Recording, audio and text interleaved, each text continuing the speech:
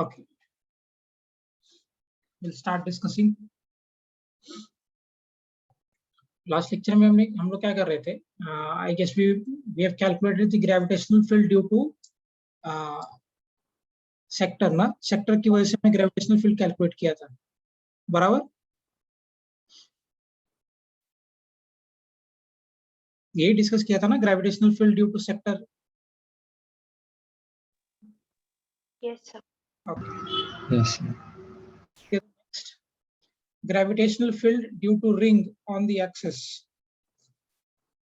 Gravitational field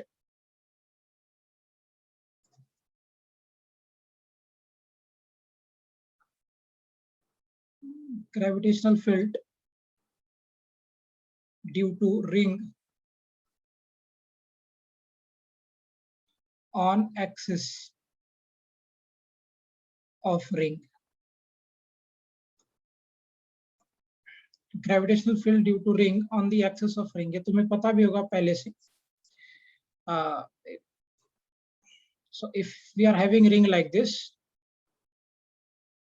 मान लो एक ऐसा रिंग है और ये रिंग का radius is given to us and the radius is r. ये रिंग का मास आप ले लीजिए m kg.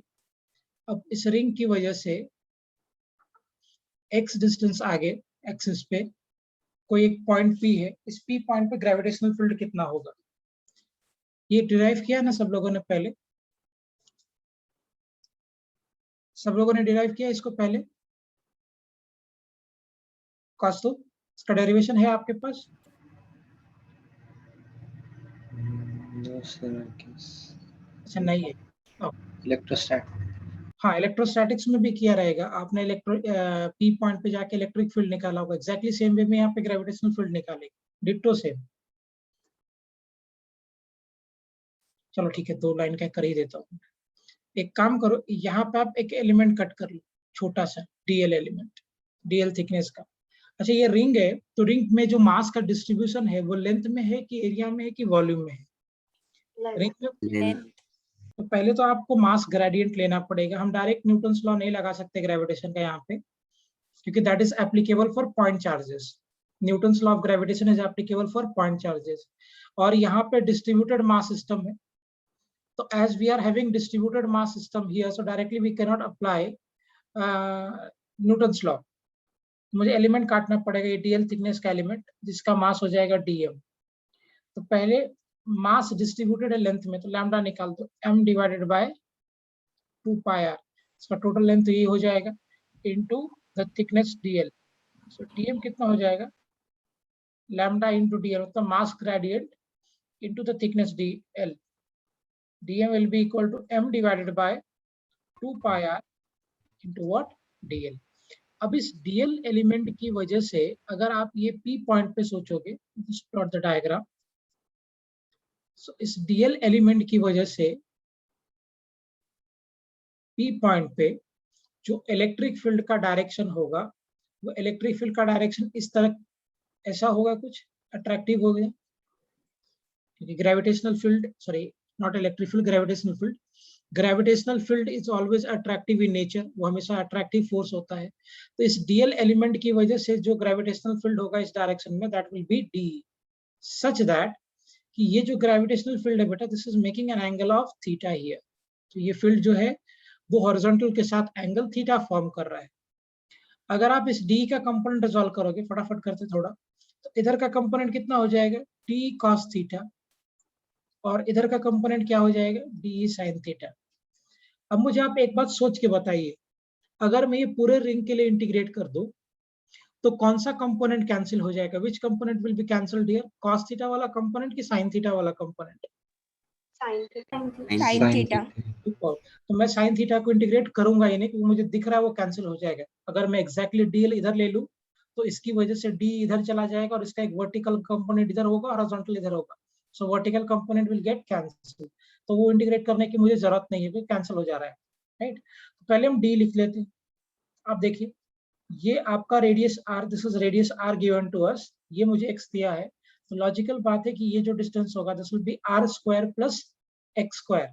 तो अगर आप ग्रेविटेशनल फील्ड लिखो तो g into dm by under root of r square plus x square का whole square implies कि d will be equal to g into m into 2 pi r into r square plus x square into what d है ना। ये मेरा d का value आएगा, plus place कर दीजिए यहाँ।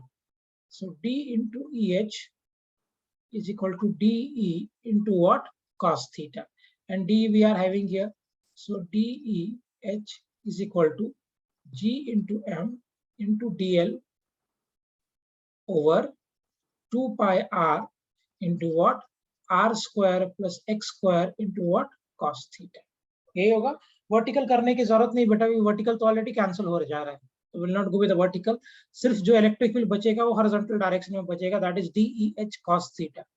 ध्यान रखना, ये सब जो मैं यहाँ कर रहा हूँ इलेक्ट्रोस्टैटिक्स में आप खुद से करोगे, मैं वहां पे दोबारा नहीं बताऊंगा। आप ये जो किया वहां पे मैं आपको हिंट कर दूंगा कैसे कैसे करना है। डिट्टो से इसके ऊपर चार्ज दे दिया, इलेक्ट्रिक फील्ड बता दिया, जैसे हम यहाँ ग्रेविटेशनल फील्ड निकाल। सो अगर आप यहाँ पे cos थीटा को if you want to replace, अगर मैं ये cos थीटा को रिप्लेस करना चाहता हूँ तो cos थीटा कितना हो जाएगा बेटा, base by hypotenuse. So base हो गया this, by hypotenuse is what, under root of r square plus x square।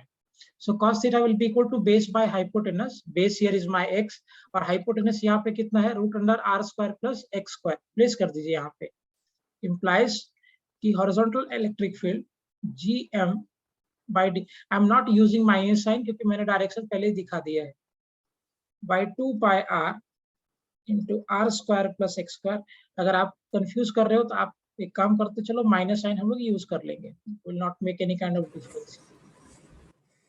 cos theta का वैल्यू प्लेस कर दीजिए, this is x by under root of r square plus x square, implies DEH is minus g into m into x by 2 pi r, and this will get multiplied here, so r square plus x square raised to power 3 by 2 into what, dl। Integrate कर देंगे अभी दोनों side में, है ना।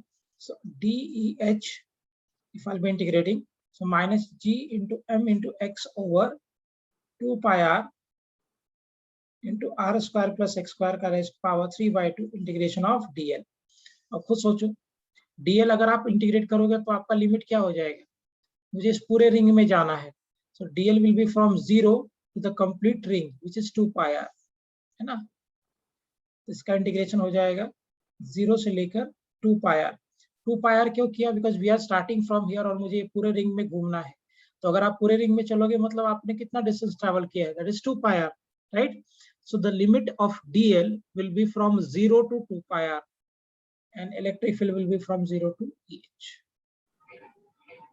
gravitational field, sorry। so EH या E कर दो डायरेक्टली, क्योंकि वर्टिकल तो है नहीं तो EH लिखने की जरूरत नहीं है मुझे। so gravitational field E will be equal to minus g into m into x by 2 pi r over r square plus x square to the power 3 by 2, और इसका इंटीग्रेशन हो जाएगा 2 pi r dl का। 2 pi r, ये तीनों term cancel हो गया, so therefore gravitational field will be equal to minus g m by x over r square plus x square raised to power 3 by 2, है ना। this is gravitational field due to ring on the axis of ring। Ring के axis पे जो gravitational field होगा that will be given by minus G M by x over r square plus x square raised to power 3 by 2। Getting the point everyone? Yes sir. अच्छा मुझे एक बात बताइए, NEET के स्टूडेंट सिर्फ आप ये डाटा याद रखोगे, आपको डेरिवेशन करने की कोई जरूरत नहीं है, आपके लिए यूज का काम नहीं है टू डिराइव ऑल दिस। हाँ, जेई वाले बच्चे डेरिवेशन पे ध्यान रखें, क्योंकि तुम्हें वेरिएबल मास देके भी पूछा जा सकता है, तो वो तभी आप कर पाओगे जब आपको डेरिवेशन पता होगा। सो नीट के बच्चे सिर्फ फॉर्मूला याद रखो, nothing else, only remember this formula, okay, है ना। So this is the gravitational field due to ring on the axis of ring. अच्छा मुझे एक बात बताओ, ये जो ग्रेविटेशनल फील्ड मेरा आया minus G M by x by under root by r square plus x square raised to power 3 by 2, ये ग्रेविटेशनल फील्ड वेरिएबल है या कांस्टेंट है? ये जो ग्रेविटेशनल फील्ड हमने कैलकुलेट किया, ये ग्रेविटेशनल फील्ड वेरिएबल है या कांस्टेंट है? अगर x को कांस्टेंट रखेंगे तो कांस्टेंट। नहीं, अगर मैं पॉइंट्स को आगे पीछे कर रहा हूँ, पी वाला पॉइंट को, तो अगर मैं पी पॉइंट को आगे पीछे कर रहा हूँ तो क्या ग्रेविटेशनल फील्ड चेंज हो रहा है कि सेम रह रहा है? चेंज हो रहा है। सुपर, चेंज हो रहा है। तो जरा चेंज हो रहा है तो मैं एक काम तो, हाँ गुड प्रांजलि, तो मैं एक काम तो कर सकता हूँ ना, मैं ये कैलकुलेट करके देखता हूँ कि भैया ये ग्रेविटेशनल फील्ड अगर वेरिएबल है तो कहाँ पे मैक्सिमम हो रहा है, तो चेक कर सकते हैं हम लोग। क्योंकि अगर ये x चेंज हो रहा है तो ग्रेविटेशनल फील्ड चेंज हो रहा है, दैट इज ओके ना। अगर x को चेंज करूंगा तो ग्रेविटेशनल फील्ड चेंज हो जाएगा। तो हम we are trying to find कि कहाँ पे मैक्सिमम होगा ग्रेविटेशनल फील्ड। एक बात मुझे बताओ, मैक्सिमम होगा कहीं ना कहीं और इन्फिनिटी पे जाके जीरो हो जाएगा। तो we are will find out कि भाई कहाँ पे ग्रेविटेशनल फील्ड मैक्सिमम हो रहा है। Getting the point what I am saying? समझ में आ रहा है? हाँ। सो अब इसको फाइंड आउट करते, कैसे निकाले मैक्सिमम। देखो, ग्रेविटेशनल फील्ड मुझे मालूम है -g into M into x by r square plus x square raise to power 3/2। अभी मुझे इसका मैक्सिमम वैल्यू निकालना है। How can I calculate the maximum? क्या करें? डेरिवेटिव। Derivative, super. किसके रिस्पेक्ट में डिफरेंशिएट करें, आर के रिस्पेक्ट में कि एक्स के रिस्पेक्ट में? एक्स के रिस्पेक्ट में, एक्सीलेंट। चलो जरा डिफरेंशिएट करके देखते हैं। डी बाई डी एक्स अगर मैं डिफरेंशिएट कर दूं तो -gm को विल टेक दिस आउट। क्या करते हैं हम लोग, u v को बाहर निकालो, u को डिफरेंशिएट कर दो, मतलब r square plus x square raise to power 3/2 को बाहर ले लिया और x को डिफरेंशिएट कर दिया, माइनस x को बाहर ले लिया और ये वाले टर्म को डिफरेंशिएट कर दिया, x को बाहर ले लिया और r square plus x square raise to power 3/2 इसको डिफरेंशिएट कर दिया x रिस्पेक्ट में, divided by r square plus x square raise to power 3/2 का होल स्क्वायर। यही होता है ना u by v rule. v को बाहर निकाला, u को डिफरेंशिएट किया, माइनस u को बाहर निकाला, v को डिफरेंशिएट किया बाई वी स्क्वायर। तो v square we are we having, ये वाला टर्म मेरा v है। सो implies what? Electric field dE by dx is equal to -g into m into what? r square plus x square raised to power 3/2 minus, I hope मैं फटाफट differentiate करूंगा, आपको समझ में आ जाएगी बातें, upon r square plus x square raised to power 1/2 into what? 2x over r square plus x square का cube. I hope ये डिफरेंशिएशन आपको समझ में आया है ना। ये पार्शियली डिफरेंशिएट करेंगे हम लोग, r square plus x square 3/2 को पहले उसके रिस्पेक्ट में किया, बाद में एक्स के रिस्पेक्ट में किया। So implies DE by D X is equal to -gm, अभी ये 2 से ये 2 कैंसिल हो जाएगा, bracket r square plus x square raise to power 3/2 -3x square into r square plus x square raise to power 1/2 divided by r square plus x square का cube, है ना। बराबर यहाँ तक पॉइंट। अब मुझे बताओ कि अगर आप मैक्सिमा के लिए बात कर रहे हो, फॉर मैक्सिमा भैया फॉर मैक्सिमा मुझे पता है कि d by D x this should be equal to 0, d by D x 0 के बराबर होना चाहिए। अब देखो, अगर डी बाई डी एक्स 0 के बराबर होना चाहिए तो ये जो टर्म है g और m, mass can not be 0, मास तो हमेशा पॉजिटिव होगा, क्योंकि मास अगर 0 हो जाता तो ये ग्रेविटेशन का फील्ड लगता ही नहीं, तो मास कभी 0 नहीं हो सकता, g कभी 0 नहीं हो सकता। अगर मैं डिनोमिनेटर वाले टर्म को 0 कर दूं तो ये हो ही नहीं सकता, क्योंकि एक्स स्क्वायर है, और ये टर्म अगर बाय द वे 0 हो जाएगा तो ये अनडिफाइंड हो जाएगा, this is not the case. तो ये वाला टर्म 0 नहीं हो सकता, ये टर्म 0 नहीं हो सकता, इसका मतलब कि ये जो बचा हुआ टर्म है यही 0 हो जाएगा। So if I am saying कि d बाई डी एक्स 0 है, इंप्लाइज व्हाट, इसका मतलब क्या है कि भाई r square plus x square raise to power 3/2 minus of 3x square into r square plus x square raise to power 1/2, ये वाला टर्म 0 के बराबर हो जाएगा, क्योंकि ये टर्म 0 नहीं हो सकता और ये 0 करने का मतलब नहीं बनता। हालांकि एक्स स्क्वायर ये 0 होगा नहीं, लेकिन अगर ये टर्म बाय द वे कैसे भी करके 0 कर दो आप, प्रैक्टिकली पॉसिबल ही नहीं है बस, लेकिन ये 0 हो जाएगा मतलब ये अनडिफाइंड हो जाएगा, तो ये 0 नहीं हो सकता, ये 0 नहीं हो सकता, इसका मतलब ये जो बचा हुआ टर्म है यही आपका 0 हो जाएगा, right. If this is becoming 0 implies what we are having 3x square into r square plus x square raised to power 1 by 2 plus r square into x square raised to power 3 by 2. Shift कर देंगे हम लोग. So 3x square is equal to r square plus x square raised to power 3 by 2. I hope मैं इतना fast लिख सकता हूँ. ये नीचे आ जाएगा, बाद में ऊपर चला जाएगा तो -1 by 2. So implies 3x square is equal to r square plus x square. है ना? So 2x square is equal to r square, implies x will be equal to plus minus r by root 2. So gravitational field due to ring will be maximum when x is equal to plus minus root 2. Plus minus का मतलब हो गया कि it can be on this side of the ring or it can be on the this side of the ring. दोनों तरफ हो सकता है. Yes, superb costume. बहुत बढ़िया. सर अगला स्लाइड दिखाइए. पिछला वाला क्या? ओके. नहीं, उसके आगे का. अच्छा, आगे का. ओके. नीट के बच्चे सिर्फ डाटा याद रखोगे, don't go with the calculation. आपको कोई मतलब नहीं बनता बेटा कैलकुलेशन से. आपको इनफैक्ट ये डिफरेंशिएशन वगैरह का कोई यूज नहीं है. तुम सिर्फ ये याद रखो. जेई वाले बच्चे पूरा ध्यान रखोगे कैसे किया मैंने, क्या किया.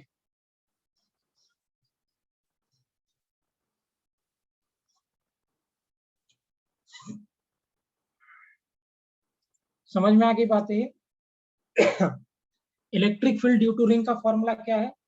सॉरी, इलेक्ट्रिक फील्ड बोल रहा हूँ. Gravitational field due to ring का फॉर्मूला क्या? -gm into x by r square plus x square raised to power 3 by 2. और ये ग्रेविटेशनल फील्ड मैक्सिमम कहाँ होता है? At x is equal to plus minus r by root 2 पे ये maximum है.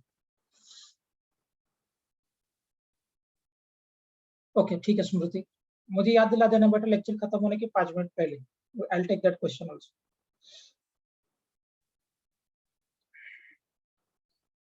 तो ये लिख लो, फिर उसका I will take that question.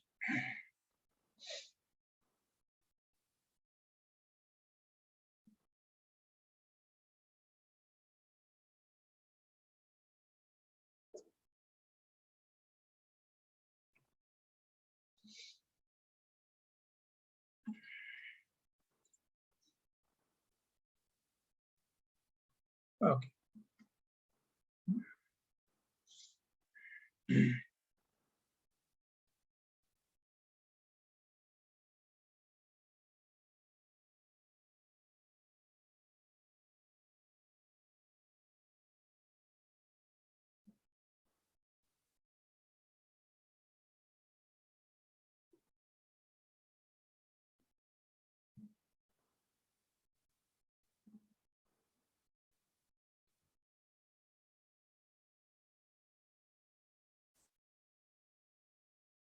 Okay, हो गया सभी का? Shall I move ahead? Yes, sir. अब ये this is the gravitational field due to ring का कहानी. gm into x by r square plus x square raised to power 3 by 2. और gravitational field maximum होता है x is equal to plus minus r by root 2 पे. Gravitational field becomes maximum over there. अच्छा, कितना होगा gravitational field का value? r by root 2 पे. अगर आप x की जगह पे r by root 2 प्लेस कर दो तो ग्रेविटेशनल फील्ड का वैल्यू कितना हो जाएगा? -gm x की जगह पे r by 2 upon r square, x की जगह पे रख दोगे तो ये आ जाएगा r square by 2 raise to power 3 by 2. So gravitational field कितना हो गया? -gm r by root 2. So this will become 3r square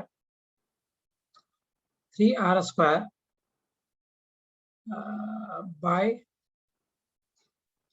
2 raised to power 3 by 2, है ना?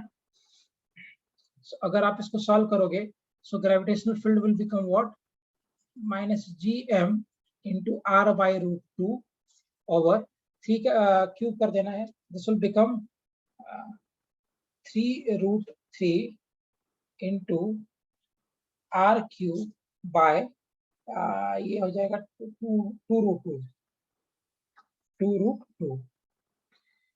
Is it okay? सो अभी देखो ये √2 कैंसिल हो जाएगा, एक r से r cancel, this will become r², this will go up, so gravitational field हो जाएगा -2gm by 3√3 into r². This will be the maximum gravitational field. यही आपका maximum gravitational field होगा due to ring on the axis of ring, है ना?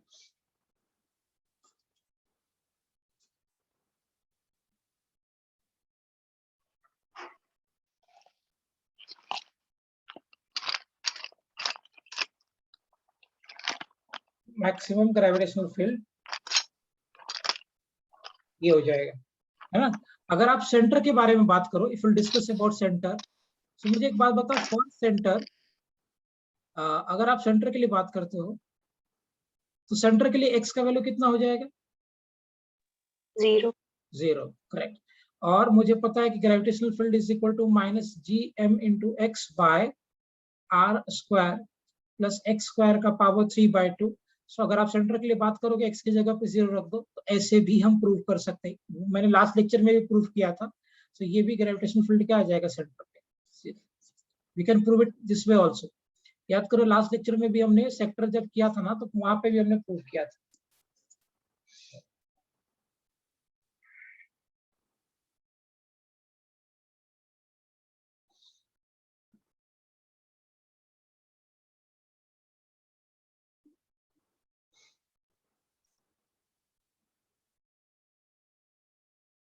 Got the point?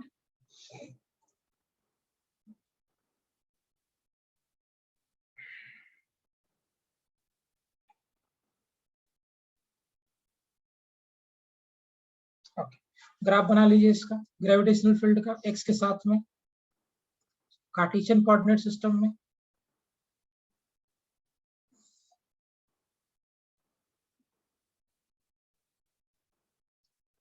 सो मान लो कि इधर मैं ग्रेविटेशनल फील्ड ले रहा हूं और इधर आपका एक्स पीछे की तरफ, तो इसका जो होगा ग्राफ,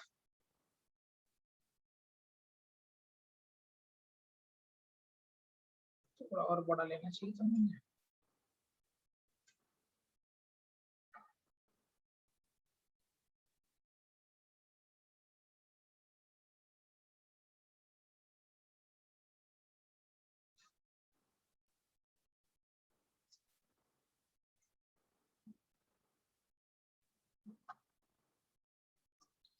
ये इधर आपका x हो गया, इधर x डैश मतलब नेगेटिव x।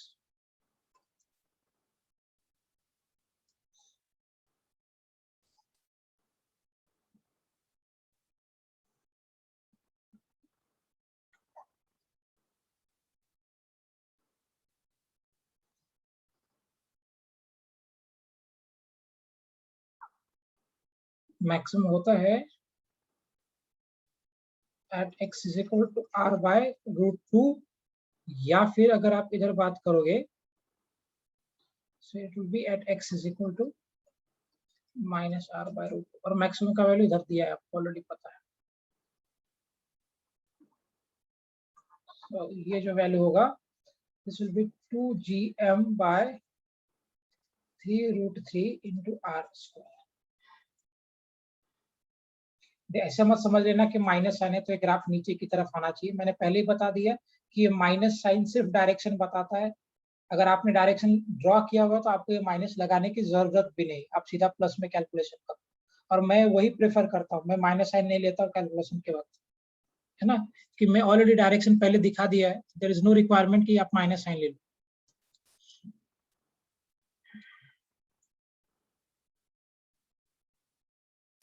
डायरेक्शन दिखा के कैलकुलेशन करना ज्यादा बेहतर होता है instead of taking minus and बाद में कंफ्यूज होता है माइनस क्या था।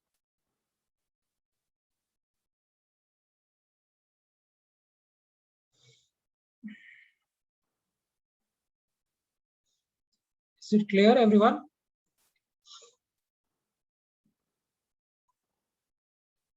समझ में आ गया सारा calculation? Electric field gravitational field कब मैक्सिमम होगा रिंग की वजह से, उसका ग्राफ प्लॉटिंग क्या होगा। Is it clear?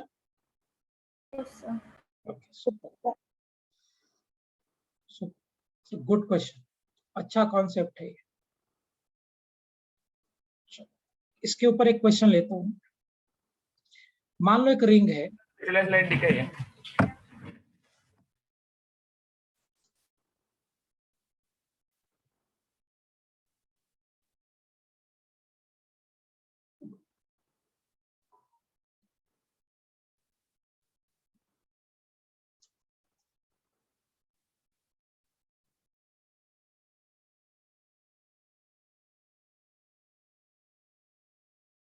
Okay sir.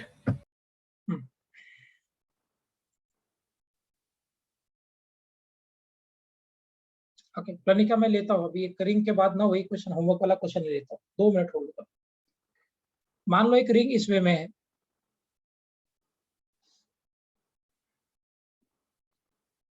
और इस रिंग पे का रेडियस मुझे मालूम है, ये रेडियस दिया हुआ है R1, सॉरी R1 का है, ये रेडियस दिया है R, और इस रिंग का मास दिया है अपने को m1 kg। एक दूसरा मास है जो इस रिंग के सेंटर से मैंने स्लाइटली डिस्प्लेस किया, मार्क में वर्ड स्लाइटली डिस्प्लेस किया है, और इसका मास है m2 kg। So this mass, यहां से हमने इसको x डिस्टेंस पे इसको स्लाइटली डिस्प्लेस किया है, स्लाइटली डिस्प्लेस्ड। अच्छा, इसको अगर मैं यहाँ से x डिस्टेंस पे स्लाइटली डिस्प्लेस कर दूं और करके मैंने इसको रिलीज कर दिया, छोड़ दिया, तो लॉजिकल बात ये रिंग की वजह से जो ग्रेविटेशनल फील्ड होगा ये मास को इधर खींचेगा। मान लो ये आपका रिंग फिक्स्ड है, ये मूव नहीं कर रहा, इसका रेडियस r और इसका मास m1 kg, और रिंग के सेंटर से मैंने एक दूसरा मास है m2 kg का, उसको स्लाइटली डिस्प्लेस करके छोड़ दिया है। तो ये SHM परफॉर्म करेगा, इधर जाएगा फिर इधर जाएगा, ऐसे SHM करेगा। तो आपको बताना है find time period of SHM of m2 kg मास, है ना। This is the ring, ring का मास आपको दिया है m1 kg, रिंग का रेडियस दिया हुआ है r, रिंग के सेंटर से मैं m2 मास को स्लाइटली डिस्प्लेस कर रहा हूँ, और m2 मास को स्लाइटली डिस्प्लेस करने के बाद आपने रिलीज कर दिया है, तो जब आप इसको रिलीज करोगे then this will perform SHM।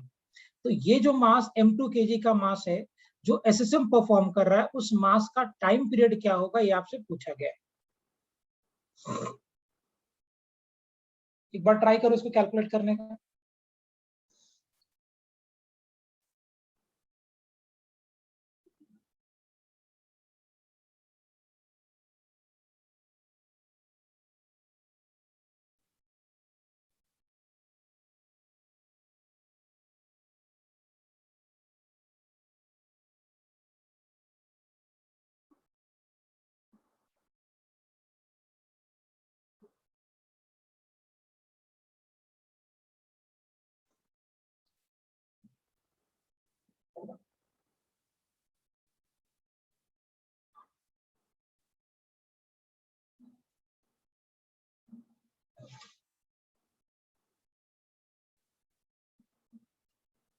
To पाया रूट GM1। ओके चल देखते हैं। पहली बात, इस रिंग की वजह से इस P पॉइंट पे ग्रेविटेशनल फील्ड कितना होगा। Let me take this point as P। तो यहाँ पे ग्रेविटेशनल फील्ड कितना होगा मुझे पता है ना, GM1 into x by R square plus x square raise to power 3/2, यही होगा ना। इस रिंग की वजह से इस P पॉइंट पे जो ग्रेविटेशनल फील्ड होगा वो ये रहेगा, minus GM1 into x by R square plus x square raise to power 3/2। तो इस पे फोर्स कितना लगेगा इस m2 kg के मास पे, तो मुझे पता है force will be equal to m2 into gravitational field, क्योंकि अगर आप फील्ड में मास से मल्टीप्लाई कर दोगे तो फोर्स मिल जाएगा, जैसे हम इलेक्ट्रिक फील्ड में करते हैं। इलेक्ट्रिक फील्ड में अगर आप चार्ज से मल्टीप्लाई कर दोगे तो आपको फोर्स मिल जाएगा। डिट्टो सेम वे में here we have calculated the gravitational field due to ring at this point, और इसमें से आप इस मास को मल्टीप्लाई कर दो m2 kg को तो आपको फोर्स मिल जाएगा। फोर्स कितना आ जाएगा बेटा, minus G into m1 into m2 into x by R square plus x square raise to power 3/2। अब देखो मैंने इस ऑब्जेक्ट को यहां से स्लाइटली डिस्प्लेस किया था, थोड़ा आगे गए थे, तो अगर आप ये ऑब्जेक्ट को स्लाइटली डिस्प्लेस कर दोगे इसका मतलब कि x is less than r, x r से बहुत कम है क्योंकि हमने इसको स्लाइटली डिस्प्लेस किया है। अगर x r से बहुत कम है तो इंप्लाइज कि x स्क्वायर जो होगा वो r स्क्वायर से और कम हो जाएगा, है ना। अगर ये, am I making sense? If this x is less than r, why? Because मैंने ये m2 kg के मास को इसके सेंटर से स्लाइटली डिस्प्लेस किया है। तो अगर आप ये ऑब्जेक्ट, ये मास को आप इधर से स्लाइटली डिस्प्लेस करोगे, इसका मतलब x बहुत छोटा है r से, and if x is much less than r implies कि x स्क्वायर तो और कम हो जाएगा, r स्क्वायर और छोटा हो जाएगा। तो क्या मैं r स्क्वायर के सामने ये x स्क्वायर वाले टर्म को, can I neglect this? Yes sir. है ना। तो मैं ये टर्म को नेग्लेक्ट कर दूंगा, ये r स्क्वायर वाले x स्क्वायर वाले टर्म। और क्यों नेग्लेक्ट किया, उसके पीछे का लॉजिक देखिए। हाँ, अगर मैं ये वाले मास को स्लाइटली डिस्प्लेस ना करके दूर डिस्प्लेस कर देता तब ऐसा नहीं होता, बट मैं ये मास को स्लाइटली डिस्प्लेस कर रहा हूं। देखते हैं cos 2 pi r, wait for some time, है ना। सो मैं ये x को स्लाइटली डिस्प्लेस कर रहा हूँ r से। सो अगर मैं ये x को r के रिस्पेक्ट में, अगर ये बहुत कम है, इंप्लाइज कि x स्क्वायर तो और कम हो जाएगा r स्क्वायर के सामने।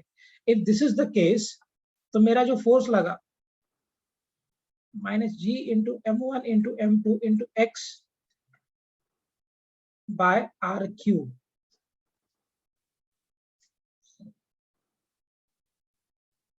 होगा। अब याद करो, आपने पढ़ रखा होगा एसएचएम। एसएचएम का कंडीशन क्या होता है, force is equal to minus k x होता है ना। फोर्स इज इक्वल टू क्या होता है, माइनस ऑफ के एक्स। और यहाँ पे m2 into acceleration is equal to minus g into m1 into x by r cube. अगर आपको याद होगा, सो सर ने डिस्कस किया रहेगा आपके साथ में ये, तो एक्सेलरेशन होता है माइनस के बाय एम इंटू एक्स, और ये जो के बाय एम का टर्म है, this is nothing but that is equal to omega square. याद है relation? Yes sir.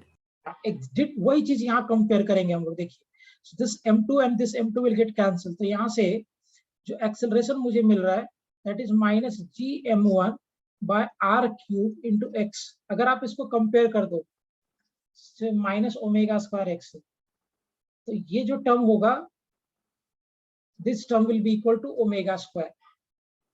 Okay fine, ये जो टर्म होगा ये ओमेगा स्क्वायर के बराबर होगा। and if this is equal to omega square is equal to g into m1 by r cube, omega हो जाएगा under root g into m1 by r cube, and omega is what, 2 pi by time period is equal to under root of g into m1 by r cube। Okay, देखते हैं Smita, Piyush. Okay 2 pi r, okay wait, ये हो गया relation. यहाँ से time period कितना आ जाएगा, 2 pi under root of r cube by जी।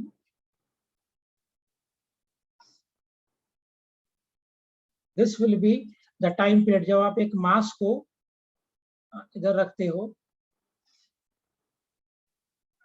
देख रहे हो, ये जो टाइम पीरियड आया है ना, वो इसके मास से इंडिपेंडेंट है। अगर आप इसके सामने 1 kg का मास रखो या 2 kg का मास रखो, फर्क नहीं पड़ेगा। उसका जो टाइम पीरियड ऑफ ऑसिलेशन होगा वो इस पार्टिकल के मास से इंडिपेंडेंट होगा।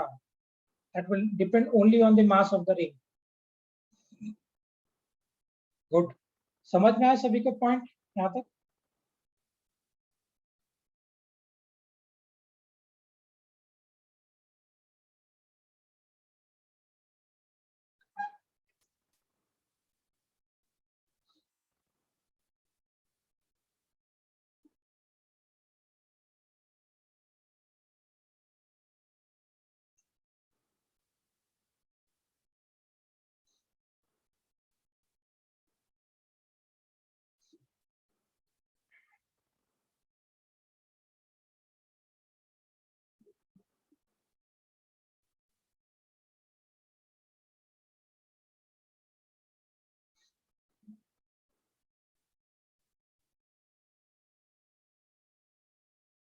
Is it fine? Shall I move ahead?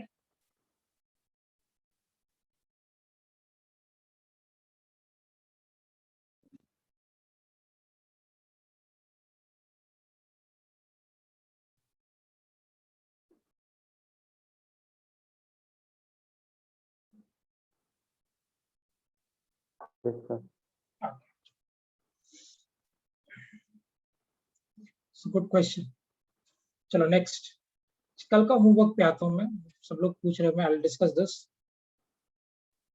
Homework में क्या दिया था कि there was a sector, I remember, और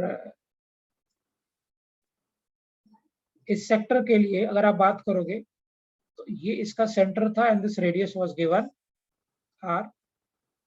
एक तरफ मैंने मास डिस्ट्रीब्यूट किया था एक बाजू में। कितना मास डिस्ट्रीब्यूटेड था बेटा इधर, ये साइड में कितना मास था?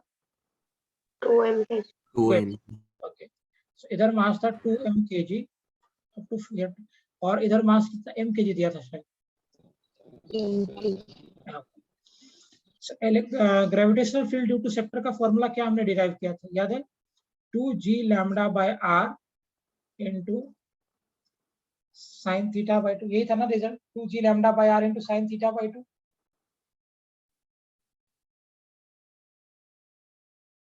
yes sir आप देखिए यही फॉर्मूला हम यहाँ यूज करेंगे।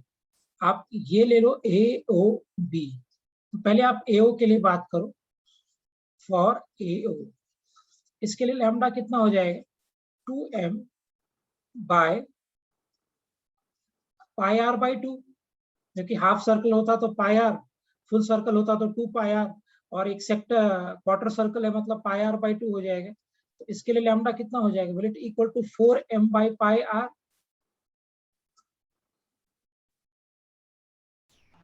Yes, sir. इसके लिए जो आप ग्रेविटेशनल फील्ड का डायरेक्शन देखोगे वो इसके परपेंडिकुलर एंगल बाइसेक्टर पे होता है ना, सीधा इसका सेंटर Yes. सीधा जाता है। इसके लिए आएगा जो ग्रेविटेशनल फील्ड वो इस डायरेक्शन में आ जाएगा and this will be equal to E1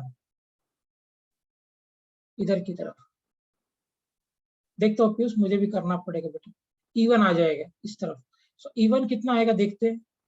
E1 will be equal to magnitude wise 2g lambda 4m by r into pi r into sin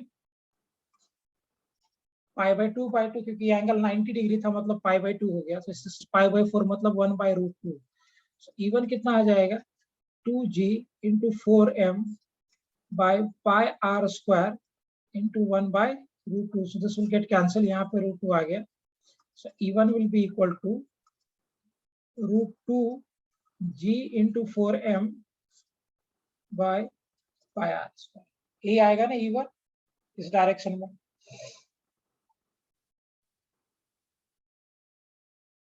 agreed. अब अगर आप ये सेक्शन पे चलो, OB, फॉर OB मास दिया mkg, तो अगर आप यहाँ का लैम्डा लोगे तो कितना आ जाएगा? m divided by pi r by 2, so lambda कितना हो जाएगा? 2m by pi r। सो इधर जब आप ग्रेविटेशनल फील्ड ड्रॉ करोगे,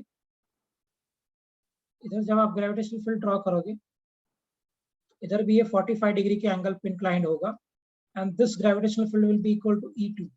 सो बेसिकली E2 कितना हो जाएगा? फॉर द कैलकुलेशन अगर मैं E2 को कैलकुलेट कर दूं, E2 कितना आ जाएगा? 2g lambda 2m by r into pi r into sine pi by 2 by 2। Okay, wait देखते हैं का, मतलब ये अगेन साइन पाई बाय 4 हो गया।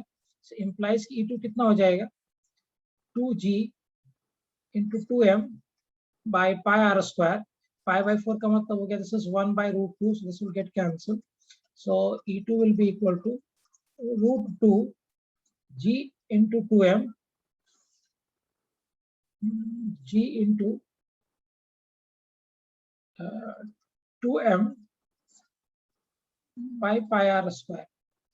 अभी अगर आप इसका रिजल्टेंट लोगे तो लॉजिकल बात है, इसका जो रिजल्टेंट होगा वो E1 की तरफ थोड़ा सा टिल्ट हो जाएगा क्योंकि E1 का मास मैग्नीट्यूड ज्यादा है, तो इसका जो रिजल्टेंट होगा वो रिजल्टेंट इस डायरेक्शन में हो जाएगा।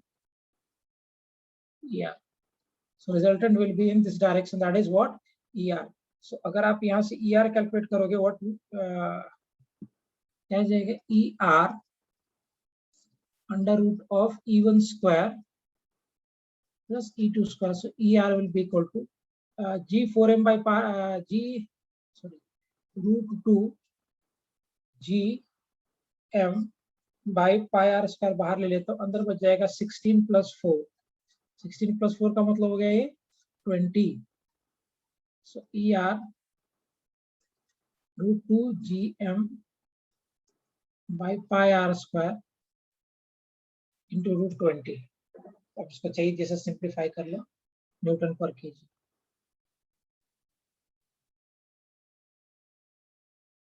इसको चाहिए तो आप √20 को और सिंप्लीफाई कर सकते हो, तो जो आएगा that will be the answer. किसका सही आया था? Lanika got it right, super. 2√10 GM by R square, ठीक है। पीयूष का भी सही है, सुपर, बहुत बढ़िया पीयूष। स्मृति का गलत था, तो स्मृति ने उसको नहीं गलत, स्मिता आपका गलत था, ठीक। फिर उसके 2 कंपोनेंट्स भी निकाल सकते हैं ना, हॉरिजॉन्टल और वर्टिकल। हाँ बिल्कुल बिल्कुल बिल्कुल बिल्कुल। ओके फाइन स्मिता, बिल्कुल कर सकते हो। 2 कंपोनेंट निकाल के हॉरिजॉन्टल को अलग, वर्टिकल को अलग, बाद में रिजल्ट बिल्कुल ले सकते हैं, no problem.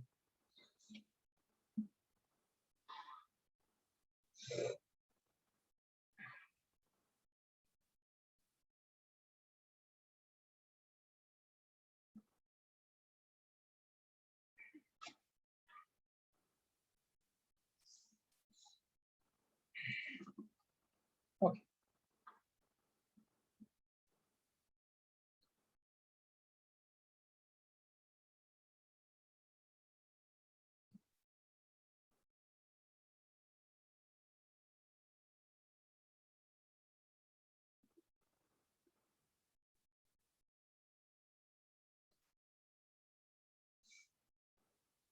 Is it clear? Shall I move ahead?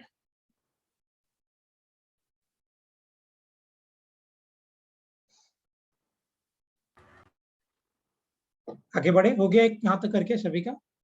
Yes sir.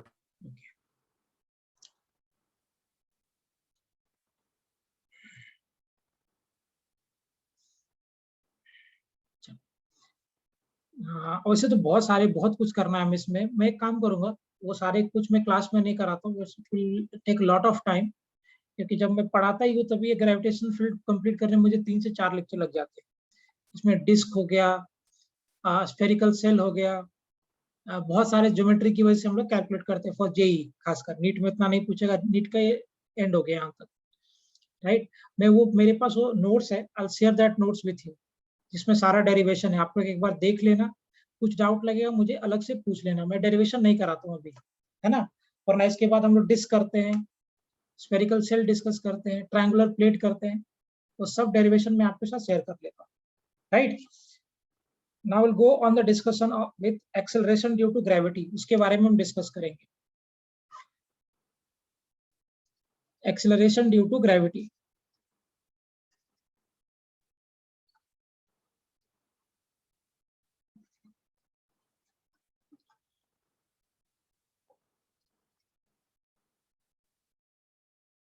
इसको हम लोग डिनोट करते हैं जी से। अच्छा, इस जी का वैल्यू अर्थ के सरफेस पे कितना होता है? 9.8 मीटर पर सेकेंड स्क्वायर। आपको इसका वेरिएशन पता होगा। जब हम हाइट पे जी ऊपर जाएंगे, मान लो ये मेरा अर्थ का सरफेस है, और अर्थ के सरफेस पे जो आपका एक्सेलरेशन ड्यू टू ग्रेविटी है वो जी है। अर्थ का मास आप m पकड़ लो और रेडियस आप इसका r ले लो, तो g कितना होता है बेटा? Is it equal to g into m by r square, था ना। Acceleration due to gravity is what? g m by r square, right. अब मुझे एक बात बताइए, अगर मैं इसके सरफेस से ऊपर जाऊं, मान लो h हाइट ऊपर चला गया, तो एक्सेलरेशन ड्यू टू ग्रेविटी वही रहेगा या चेंज हो जाएगा? चेंज हो जाएगा। चेंज हो जाएगा, बराबर। Acceleration due to gravity, logical बात है, चेंज हो जाएगा। तो अभी नया एक्सेलरेशन ड्यू टू ग्रेविटी कितना होगा विथ हाइट? विथ हाइट अगर आप बात करोगे तो इसका नया एक्सेलरेशन ड्यू टू ग्रेविटी कितना होगा? जी डैश r+h²। r+h। ये फॉर्मूला पता है सभी को? डिराइव किया आप लोगों ने पहले? Yes sir. ओके, तो मैं फटाफट लिख देता हूँ फिर। So ji dash is equal to कितना हो जाएगा, G into M by R plus H का होल स्क्वायर, राइट। अगर आप यहाँ से कैलकुलेशन करके निकालोगे तो जी डैश कितना हो जाएगा, जी एम बाय अगर मैं आर स्क्वायर को कॉमन ले लूं तो अंदर क्या बच जाएगा बेटा, 1 plus h square by r square, 1 plus H by r h to power 2। मैं यहाँ से आर को कॉमन ले रहा हूँ, मतलब आर स्क्वायर बाहर निकल जाएगा। अभी ये जो g M by r square ये टर्म होगा, this is equal to g, so ji dash is equal to ji bracket 1 plus H by r का स्क्वायर, करेक्ट, यही होगा ना।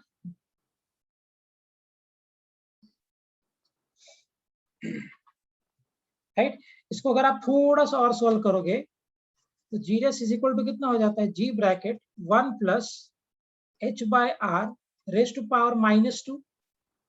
सो अगर मैं इसको सिंपली सॉल्व कर दूं तो G dash is equal to कितना हो जाएगा, G bracket 1 minus 2h by R. Agreed, ये होगा ना रिलेशन, हाइट के साथ जो एक्सेलरेशन ड्यू टू ग्रेविटी का रिलेशन है, याद है ना, बाइनोमियल एक्सपेंशन होता है, ये बाइनोमियल थ्योरम है ये, कि 1 plus x raise to power अगर m है और अगर ये x बहुत कम है m से, 1 से सॉरी, तो ये हो जाएगा 1 plus mx। Do you remember this concept जो मैथ्स में आपने पढ़ रखा होगा, राइट। वही चीज मैं यहाँ पे यूज कर रहा हूँ, G dash is equal to G by 1 plus H by R, 1 plus H by R को ऊपर शिफ्ट कर दिया, so ji dash is equal to ji bracket 1 plus H by R raise to power -2, और अगर h बहुत कम है r से, so that -2 will get multiplied here, तो क्या रिलेशन आ जाएगा, G dash is equal to ji bracket 1 minus 2h by r। Is it fine? Yes sir. अब लफड़ा ये होता है कि कौन सा फॉर्मूला यूज करने का, we need to go with this formula कि दिस फॉर्मूला, जब न्यूमेरिकल आएगा तो। Sir, if h is very small, then we can use the second one. हाँ, ये कैसे डिसाइड करोगे, अब इसका क्लियर कट बाउंड्री तो कहीं नहीं है, क्लियर कट बाउंड्री तो कहीं नहीं है। मैं ये नहीं बता सकता हूँ कि 50 किलोमीटर से नीचे ये लगा देना, 50 किलोमीटर के बाद ये लगा देना, ऐसा कुछ बाउंड्री नहीं है। हाँ, रफली हम एक एस्टिमेट लेते हैं, मतलब रफ बता रहा हूं मैं, ऐसा कोई क्लियर कट बाउंड्री नहीं है, मैं पहले ही बोल रहा हूँ। 0 से लेकर 5 किलोमीटर तक या मैक्सिमम 10 किलोमीटर तक का अगर आप रेंज पे चलोगे तो आपके लिए acceleration due to gravity constant रहेगा। 5 किलोमीटर ले लो मैक्सिमम, या 10 kilometre, whatever you want. तो यहाँ तक जी आपका कांस्टेंट रहेगा, 9.8 मीटर पर second square, that will remain constant, है ना। रफली बता रहा हूं मैं, आई एम अगेन सेइंग कि ऐसा कोई बाउंड्री, ऐसा कोई लिमिट फिक्स नहीं है कि इसके आगे ये जाना और इसके नीचे ये जाना है, राइट। अगर आप 5 किलोमीटर से आगे जा रहे हो और 50 किलोमीटर के आसपास जा रहे हो, या 500 किलोमीटर के आसपास जा रहे हो, from 5 kilometre to 500 kilometre around, तो आप ये वाला फॉर्मूला यूज कर दोगे। ये सेकंड फॉर्मूला है और ये फर्स्ट फॉर्मूला है, ये सेकंड फॉर्मूला यूज करो। एक बार जेई में एडवांस ने इसी पे खेला था, अब बच्चों को समझ में ही नहीं आ रहा था कौन सा लगा दो, ये भी फॉर्मूला बुक में है, ये भी फॉर्मूला बुक में है, बट कौन सा कहाँ लगाना है इसके लिए आपको पता होना चाहिए। आई एम अगेन सेइंग, ऐसा कोई क्लियर कट बाउंड्री किसी बुक में नहीं है। रफली हम लोग जेई का पैटर्न देख के ये लिमिट हमने डिसाइड किया है। जेई ने जो पैटर्न पे सवाल बनाया बहुत सारे लास्ट सम ईयर्स में, उस पे जो बाउंड्री फिक्स होता है वो यही बाउंड्री फिक्स होता है, हालांकि ऐसा कहीं रिटर्न नहीं है। 0 to 5 kilometre g will be constant. याद करो, काइनेमेटिक्स में जब आप सवाल बनाते हो तो जी आप हमेशा कांस्टेंट रखते हो, उसमें आपका रेंज यही आता है 0 से 5 किलोमीटर तक, हालांकि इतना भी नहीं जाता और कम होना चाहिए था। खैर 500 किलोमीटर से ज्यादा अगर आप बात करोगे, अबव 500 किलोमीटर, तो उसके लिए आप पहला फॉर्मूला यूज करो। अबव 500 किलोमीटर आप पहला फॉर्मूला यूज करो। रफली एस्टिमेट यही है, रफली इसी एस्टिमेट में हम काम करते हैं। अगर आप का जो रिजल्ट है वो 0 से 5 किलोमीटर के बीच में आ रहा है, from 0 to 5 kilometre, then you will go by the concept कि जी मेरा कांस्टेंट है। अगर आपका रिजल्ट 5 किलोमीटर से 500 किलोमीटर के बीच में है, तब आप सेकेंड अप्रोच पे जाओगे 1 - 2h/r। और अगर आप जो डील कर रहे हो वो 500 किलोमीटर से ज्यादा है, तब आप फर्स्ट वाले फॉर्मूला से जाओगे।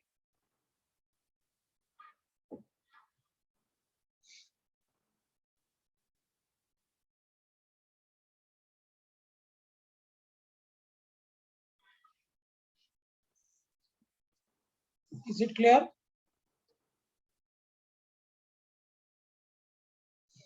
Is it clear with this?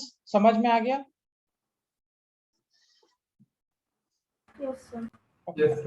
ध्यान रखना, अगेन आई एम सेइंग, ऐसा कोई क्लियर कट बाउंड्री कहीं मेंशन नहीं किया हुआ है। हाँ, लेकिन हम रफली इसी बाउंड्री पे काम करते हैं, है ना, रफली हम लोग इसी बाउंड्री पे काम करते हैं। ओके, चलो next. This is the variation of acceleration due to gravity due to height. Depth के साथ कैसा होगा?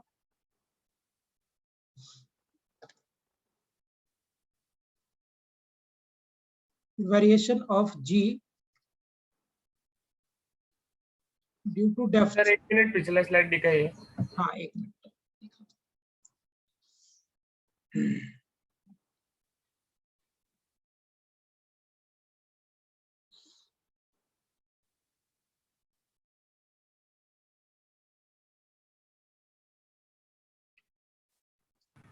Done sir. If height Done, is sir. okay, fine. So if height is above 500 kilometer and if we apply the first formula, will the answer will come? Yes, but it will come wrong. That will be not there in the option itself. वो option में नहीं होगा। Roughly यही होता है। 500 kilometre तक हम second लगाते हैं, उसके बाद हम लोग फर्स्ट फॉर्मूला यूज करते हैं रफली। Don't worry. और जेई मेंस में या नीट वगैरह में जो आएगा ना, वो ज्यादातर केसेस में फर्स्ट अप्रोच ही आएगा। जो आपका सेकंड फॉर्मूला है 1 - 2h/r, उस पे क्वेश्चंस बनते हैं नॉर्मली। लेकिन ध्यान रखना, ये तीनों फॉर्मूलाज करेक्ट है। जी constant, g dash is equal to g by 1 plus h/r का whole square, and g dash is equal to g bracket into 1 - 2h/r, all these formulas are correct, है ना। रफली जो जेई का ट्रेंड देखने के बाद समझ में आता है वो यही है कि they consider from 0 to 5 kilometre g constant. हालांकि कांस्टेंट का सवाल कभी भी ग्रेविटेशन चैप्टर में नहीं आएगा, वो वेरिएबल पे ही पूछेगा जब भी पूछेगा तो, है ना। From 5 kilometre to 550 kilometre, 500 kilometre we take g by second approach, और उसके आगे we take g by first approach. Got the point, Soham? Yes, sir. Okay. चलिए डेप्थ के साथ, सो ये अर्थ है, मान लो इसमें टनल करके हमने, इसका मास आप m kg ले लो, कैपिटल M, और इसका रेडियस r दिया हुआ है। r 6400 किलोमीटर होता है और मास भी 9 point something mkg। सो अगर मैं यहां से d डेप्थ नीचे जाऊं, तो d डेप्थ नीचे जाने के बाद अगर मैं यहाँ पे एक्सेलरेशन ड्यू टू ग्रेविटी निकाल, सरफेस पे acceleration due to gravity g है, और g का वैल्यू आपको पता है g m/r²। तो यहाँ पे इसका एक्सेलरेशन ड्यू टू ग्रेविटी कितना हो जाएगा g डैश, ये आपको पूछा गया है। फिर क्वेश्चंस कराता हूँ इसके बेसिस पे। यहाँ पे एक्सेलरेशन ड्यू टू ग्रेविटी कितना हो जाएगा d डेप्थ नीचे, ये आपसे पूछा गया है। तो कैसे करोगे? तो पहले तो एक काम कर लो कि इसके अंदर का मास कितना है m डैश, वो निकाल लो, क्योंकि यहाँ पे एक्सेलरेशन ड्यू टू ग्रेविटी ये अंदर वाला मास देगा, बाहर वाला मास नहीं देगा। तो इसमें रो निकालना पड़ेगा हमें, m divided by 4/3 into pi r cube, into इसके अंदर का मास अगर आपको m डैश चाहिए, तो m डैश कितना हो जाएगा, m by 4/3 pi r cube into 4/3 pi into r minus d का होल क्यूब, क्योंकि इसका जो अब रेडियस हो जाएगा d डेप्थ नीचे, तो इसका अब जो रेडियस हो जाएगा, लॉजिकल बात है that this will be r minus of d, है ना। सो 4/3 पाई 4/3 पाई ये जो टर्म है ये दोनों टर्म कैंसिल हो जाएगा. So from here m dash will be equal to what? m by r cube into r minus d का whole cube.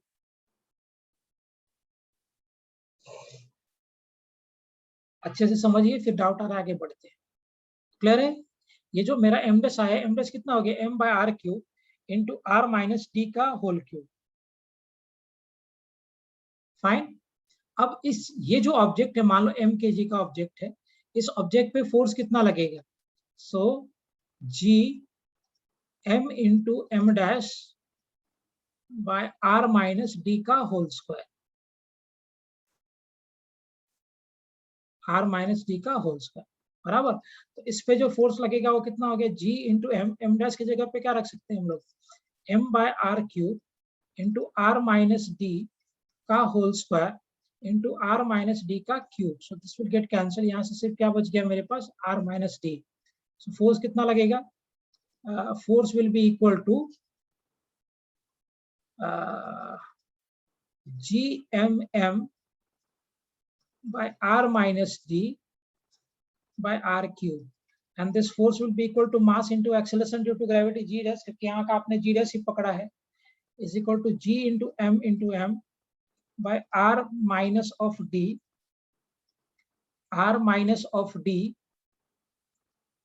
by r cube can be written as r square into r. So this m and m will get cancelled, और ये g m by r square ये term की जगह पे हम लोग g लिख सकते हैं. g bracket 1 minus of d by r, जहाँ पे d आपका डेप्थ है.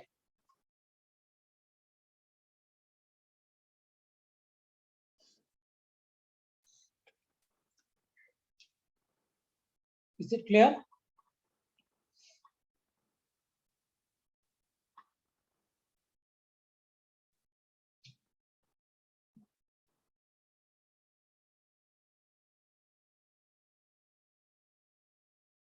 Yes. Okay. So this is the variation of acceleration due to gravity due to depth. ध्यान रखना, डेप्थ के केस में जो अंदर का मास है ना बेटा, वही एक्सेलरेशन ड्यू टू ग्रेविटी में पार्टिसिपेट कर रहा है. जिसका ग्राफ कैसा बनेगा डेप्थ के साथ अगर मैं बनाना चाहूँ तो, इसका ये रेडियस मान लो r डैश पकड़ लेता हूँ मैं, स्ट्रेट लाइन. सो अगर आप r डैश बनाना चाहोगे तो can I say from here कि g dash is equal to g bracket r minus d by r. अब r minus d is nothing but r dash. तो अगर मैं इसका ग्राफ बना दूं तो will it be equal to g into r dash by d, और r dash आपका यहाँ से रेडियस है. तो अगर आप इसका ग्राफ बनाओगे तो graph will be something like this. इसका अगर मैं ग्राफ बना दूं, so graph will be straight line from here up to capital R, मतलब सरफेस तक, और उसके बाद ये इनवर्स प्रोपोर्शनैलिटी के साथ डिक्रीज करता जाएगा. R G dash this will be equal to G at capital R.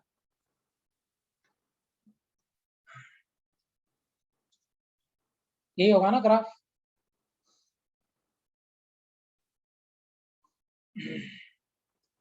देखो ना, अंदर ये स्ट्रेट लाइन से चलेगा because G dash is directly proportional to R dash.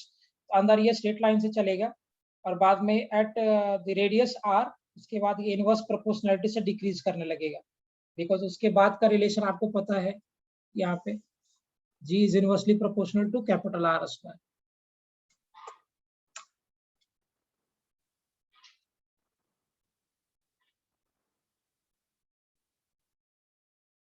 Getting the point?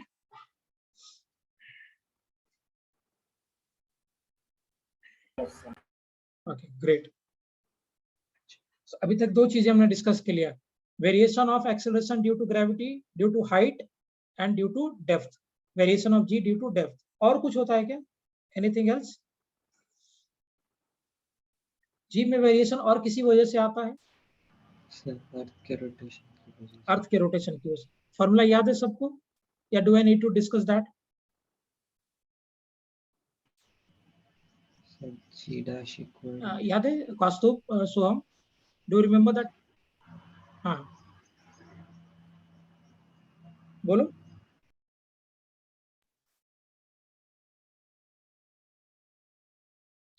बोलो बोलो, याद है किसी को? रिजल्ट कैसा था? वेरिएशन ऑफ रोटेशन की वजह से जी में variation.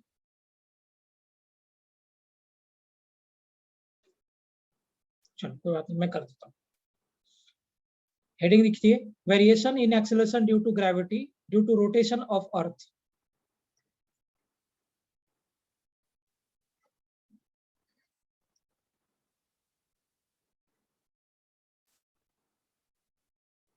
Due to rotation of earth, earth के रोटेशन की वजह से जी में variation. R omega square cos theta by 2 ना, गलत है बेटा, कॉस टू अर्थ। अच्छा देखो डिस्कस करते हैं। मान लो ये अर्थ है और ये अर्थ अपने एक्सिस पे स्पिन कर रहा है, घूम रहा है। सो अर्थ अपने एक्सिस पे रोटेट कर रहा है ना। ये इक्वेटर है मेरा, दिस इज इक्वेटर, और अर्थ आपको पता है 23 डिग्री के 23.5 डिग्री के आसपास एक्सिस से ये बेंड भी, ये मान लो मेरा इक्वेटर है। अब और ये पोल्स हो गया। सो मान लो कि मेरा जो पार्टिकल है वो अर्थ के सेंटर से यहाँ पे है, यहाँ पे पार्टिकल है रोटेशन की वजह से, और अर्थ घूम रहा है ओमेगा रेडियन पर सेकेंड से। ठीक, ये मास मेरा m kg का है, अर्थ का रेडियस आपको ऑल एज यूजुअल पता है m r, और ये इसका मास m kg। अभी क्या होगा, मान लो ये एंगल आपका फाई है या थीटा है, वॉट एवर यू वांट। सो आपका पार्टिकल इक्वेटर पे नहीं है, इक्वेटर से आपका पार्टिकल फाई एंगल आगे इस वाले पॉइंट पे है, और अर्थ अपने एक्सिस पे स्पिन कर रहा है। तो acceleration due to gravity G जो लगेगा, कैपिटल जी स्मॉल जी, वो किधर की तरफ लगेगा? सेंटर की तरफ लगेगा या नीचे एक्ट होगा?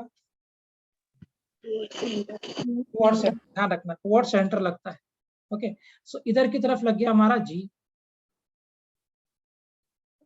अच्छा, अगर ये रोटेट कर रहा है तो इसके ऊपर अगर ये मास है तो ये भी रोटेट करेगा। मान लो इसका रेडियस है r, और अगर मैं अर्थ पे ऑब्जर्वर बन के बैठ जाऊं तो उस पर सेंट्रीफ्यूगल फोर्स लगता है। आपको पता है ना कि सेंट्रीफ्यूगल फोर्स हमने डिस्कस किया था। सेंट्रीफ्यूगल फोर्स एक स्यूडो फोर्स है जो तब लगेगा जब आप नॉन इनर्शियल फ्रेम पे होगे। अगर आप अर्थ पे ही बैठे हो तो आप भी नॉन इनर्शियल फ्रेम में चलेंगे, तो इस पे सेंट्रीफ्यूगल फोर्स इस डायरेक्शन में लगेगा, and that will be equal to r into omega square होगा। अब r into ओमेगा स्क्वायर ऐसा हो गया तो इसका जो रिजल्टेंट आएगा gravitational field, let me take this as g dash, वो इस डायरेक्शन में होगा। अब खुद सोच के देखिए एंगल कितना बनेगा। ये एंगल फाई, ये एंगल 90 माइनस फाई, समझना बात ध्यान से। ये अगर फाई है, ये टोटल लेंगे अब तो 90 माइनस फाई है, ये एंगल 90 है, तो लॉजिकल बात है कि ये जो एंगल होगा वो फाई हो जाएगा।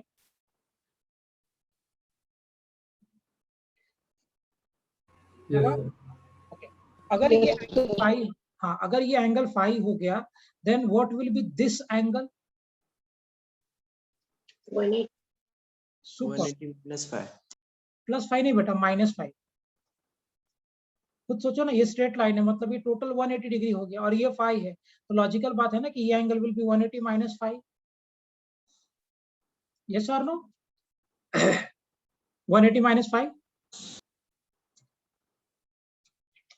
होगा, हाँ या ना? Yes Yes, sir.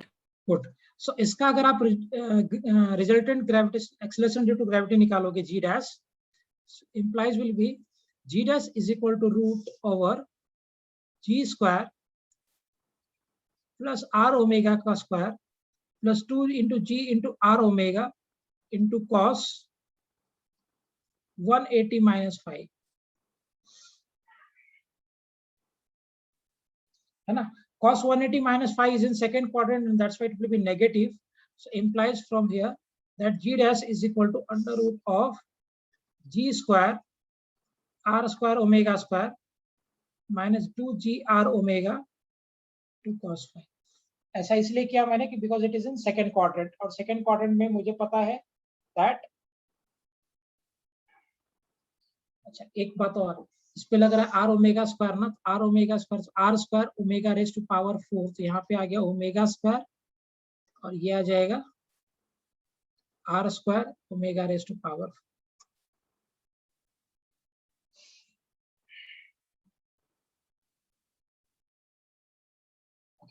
फाइन।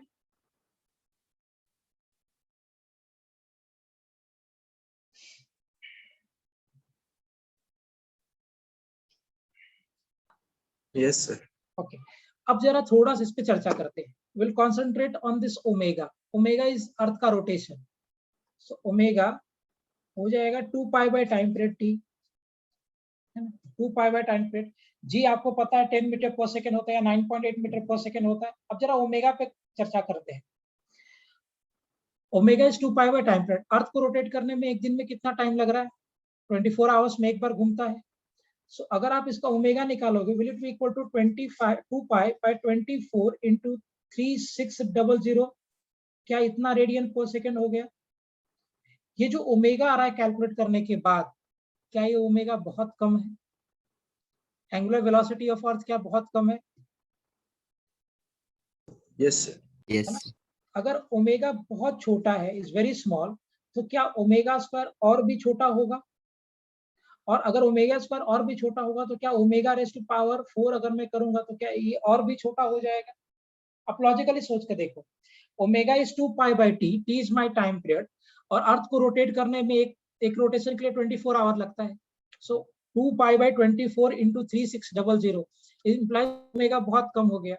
अगर ओमेगा कम है, ओमेगा स्क्वायर और कम हो जाएगा, और ओमेगा स्क्वायर अगर और कम हो गया तो ओमेगा रेज़ टू पावर 4 तो और कम हो जाएगा। इसका मतलब कि क्या मैं ये वाले टर्म को, can I neglect this term? क्या मैं ये टर्म को नेग्लेक्ट कर सकता हूँ, ओमेगा रेज़ टू पावर 4 को? सोच के देखना मैंने क्यों नेग्लेक्ट किया है। Do you agree with this जो मैं नेग्लेक्ट कर रहा हूँ?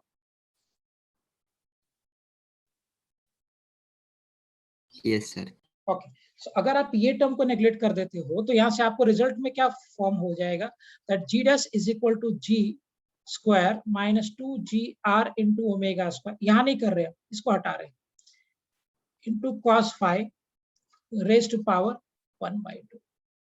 अच्छे से पहले यहाँ तक समझ में आ गया, फिर आगे बढ़ता हूँ।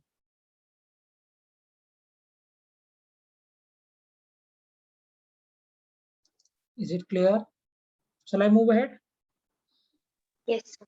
ओके, अब देखिए, ये एंगल आपको 5 पता है, ये आर दिया है, और ये कैपिटल आर है, रेडियस है। सो अगर मैं इस ट्रायंगल में कंसंट्रेट करूं, if I be concentrating on this triangle, तो हम क्या लिख सकते हैं कि cos phi is equal to small r by capital R. ये ट्रायंगल में देखो ना, ये आपका बेस हो गया और ये हाइपोटेनस हो गया, तो cos phi is equal to base by hypotenuse, implies कि cos phi will be equal to small r by capital R. तो यहाँ से रिजल्ट क्या फॉर्म कर रहा है कि small r is equal to capital R into cos phi. यहाँ प्लेस कर दीजिए। सो क्या रिलेशन आ गया, G dash is equal to G square minus 2gr omega square into cos square phi raise to power 1/2। By concentrating on that triangle, वो triangle पे आप concentrate कर दो, तो वहां से कॉस फाई हो जाएगा बेस बाय हाइपोटेनस, इसका मतलब small r by capital R, right. अगर आप ये रिजल्ट देखोगे, यहाँ से g को कॉमन ले लो बाहर, जी स्क्वायर को, तो g अंदर आ जाएगा, है ना। ये हो जाएगा 1 minus 2gr into omega square into cos square phi over G square raise to power 1/2। Agreed? So therefore g dash is equal to g common ले लिया, 1 माइनस 2r ओमेगा square cos square phi by G raise to power 1/2। अब logical बात है, already मैंने आपको बताया कि ओमेगा स्क्वायर जी के रिस्पेक्ट में बहुत कम है। यहाँ पे हमने डिस्कस किया ना, ओमेगा स्क्वायर जी के रिस्पेक्ट में बहुत कम है। जी आपका 10 मीटर पर सेकंड है और ओमेगा स्क्वायर तो बहुत ही कम आ रहा है। सो ये रिजल्ट कम है, मतलब मैं यहाँ पे बाइनोमियल यूज कर सकता हूँ। सो अगर आप बाइनोमियल यूज कर दोगे, implies g dash is equal to g bracket 1 minus 2r omega square into cos square 5 by 2g, just using binomial। फिर बाद में आप g से मल्टीप्लाई कर दो, तो रिजल्ट क्या बनेगा, g dash is equal to g minus r omega square into cos square 5।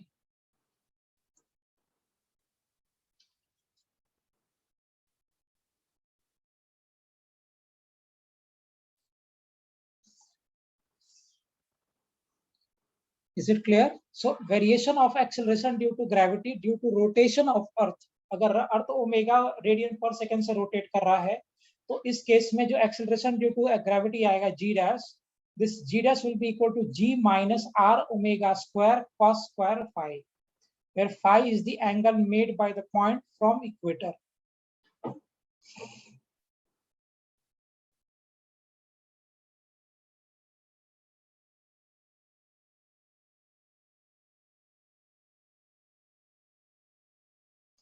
एक मिनट, ये बात समझ में आ गया सभी को?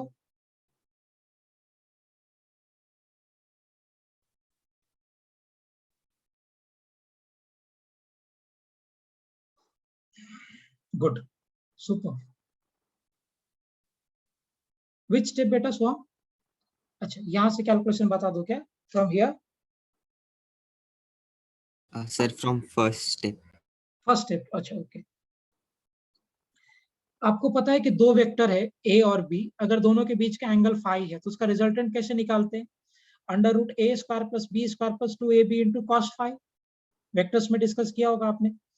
एग्जैक्टली सेम वे में इधर मेरा acceleration due to gravity g है और इधर एक्ट हो रहा है r ओमेगा स्क्वायर, और इन दोनों के बीच का एंगल है 180 minus 5। This is 5, so this will become 180 minus 5। तो ये r ओमेगा स्क्वायर और ये g का जो रिजल्टेंट होगा g डैश, उसको कैसे लिखेंगे? Under root of a square plus b square plus 2ab into cos phi. Phi की जगह पे 180 माइनस 5 हो जाएगा, because that is the angle. यहां तक समझ में आ गया? तो ये मैंने वेक्टर एडिशन से किया, under root of a square plus b square plus 2ab into cos phi. Ditto same चीज यहाँ लगा दिया। सो हम ये स्टेप क्लियर हो गया बेटा? Yes sir. ओके, आगे बढ़ते हैं। फिर मैंने क्या डिस्कस किया कि ओमेगा बहुत छोटा है, 2 पाई बाय टाइम पीरियड, और टी आपका 24 आवर्स है। सो 24 मतलब 24 इंटू 3600 सेकेंड्स। तो ये बहुत कम हो गया ओमेगा। अगर ओमेगा बहुत कम है, इसका मतलब ओमेगा रेस टू पावर 4 और कम हो जाएगा। इसका रेशियो 0 से कम आता है ना, सॉरी 1 से कम होता है, 0 पॉइंट समथिंग। सो ओमेगा अगर बहुत कम है, इंप्लाइज कि ओमेगा रेस टू पावर 4 और कम हो जाएगा। Yes sir. ओके, एक मिनट कॉस्ट्यूम में आता हूं बेटा। सो ये ओमेगा रेस टू पावर 4 का कंपोनेंट 0 हो गया, मतलब अब क्या बच गया आपके पास में? G square minus 2 G R omega square cos 5 raise to power 1/2। Root था इसलिए 1/2 में पावर आ गया। ओके, अब देखिए आगे चलते डिस्कशन। अब मैंने क्या किया यहाँ पे कि आप ये ट्रायंगल में कॉन्सेंट्रेट करो कि मुझे ये आर नहीं पता रहता है, मुझे अर्थ का रेडियस मालूम रहता है, तो मैं स्मॉल आर को अर्थ के रेडियस के टर्म में कन्वर्ट कर लेता हूँ। मेरे लिए कैलकुलेशन करना इजी हो जाएगा थोड़ा सा। तो for that what we are doing is कि मैं ये वाले ट्रायंगल में चल रहा हूँ। See the triangle, I am going with this triangle. अगर मैं ये ट्रायंगल में कॉन्सेंट्रेट कर दूं, ये ट्रायंगल में, सो ये एंगल फाई है, तो ये एंगल मेरा 90 माइनस 5 हो जाएगा, because this angle is 90 degree. This is 5, this is 90 minus 5, और ये एंगल 90 इंप्लाइज कि ये जो एंगल होगा ये 5 हो गया। सो अगर मैं ये ट्रायंगल में कॉन्सेंट्रेट करूं तो cos 5 will be equal to base by hypotenuse which is r। So cos 5 will be equal to base by hypotenuse. तो यहाँ r को क्या लिख सकते हैं हम लोग? Capital R into cos 5। तो आप देखिए ये जो स्मॉल r था ना, उसकी जगह पे मैंने कैपिटल R इंटू cos 5 कर दिया। तो एक cos 5 पहले से था, एक और cos 5 आ गया, मतलब cos स्क्वायर 5 हो जाएगा। Got the point? सो हम up to this much? Yes sir. Okay, अभी क्या किया बेटा कि ये जो जी स्क्वायर का टर्म था ना, इसको कॉमन करके बाहर निकाल दिया। तो सिंस यहाँ पे रूट था, तो जी स्क्वायर अगर आप कॉमन लोगे मतलब रूट के बाहर तो जी आएगा।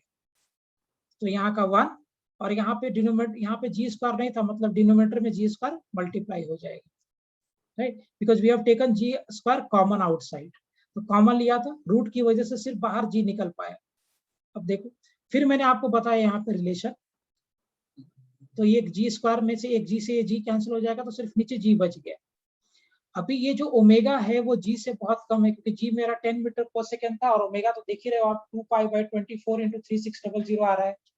सो ओमेगा मेरा जी के रिस्पेक्ट में बहुत कम है, और अगर मेरा ओमेगा जी के रिस्पेक्ट में बहुत कम है तो लॉजिकल बात है, मैं बायनोमियल थ्योरम यूज करके 1/2 को इधर मल्टीप्लाई कर सकता हूँ। तो मैंने वो कर लिया और ये 2 से 2 को कैंसिल कर दिया, और बाद में फिर ये जी को मैंने अंदर मल्टीप्लाई किया, तो इधर आ जाएगा जी, और ये जी कैंसिल होकर R omega square cos square. Check the calculation once on. समझ में आ गया सब कुछ ढंग से? Yes, sir. Okay, super. So good result and very very useful. Question तुम्हारे ऊपर आते हैं। सर सेंट्रीफ्यूगल फोर्स का कंपोनेंट तोड़ के अलोंग द परपेंडिकुलर टू जी से आसान होगा। हाँ वैसे भी कर सकते हो, लेकिन फिर भी एक बात बताओ क्या कॉस्ट हो, उस केस में क्या करना पड़ेगा आपको?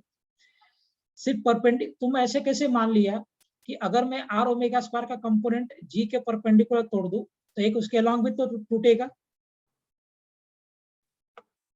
आर ओमेगा स्क्वायर का अगर आप कंपोनेंट तोड़ोगे तो एक कंपोनेंट जी के परपेंडिकुलर टूटेगा, आई एग्री। लेकिन क्या आर ओमेगा स्क्वायर का एक कंपोनेंट जी के अलोंग भी टूटेगा आउटवर्ड डायरेक्शन में?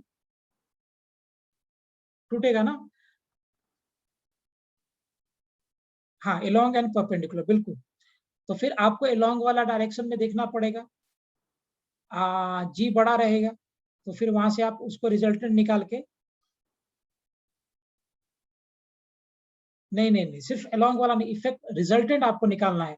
सो आर ओमेगा स्क्वायर का जो तुमने दो कंपोनेंट तोड़ा, एक अलोंग जी आउटवर्ड डायरेक्शन में और एक परपेंडिकुलर टू जी, अभी अलोंग वाला का रिजल्टेंट निकाल दो, जी माइनस आर ओमेगा स्क्वायर। देखो कॉस होता है कि साइन, और एक हो जाएगा इधर का, बाद में दोनों को वेक्टर से ऐड कर दो, मतलब रूट ले लो, तो यही आंसर आएगा जो वैसे आया। समझ में आ रहा है? So you can do it that way also, वैसे भी कर सकते हो, कोई फर्क नहीं पड़ता।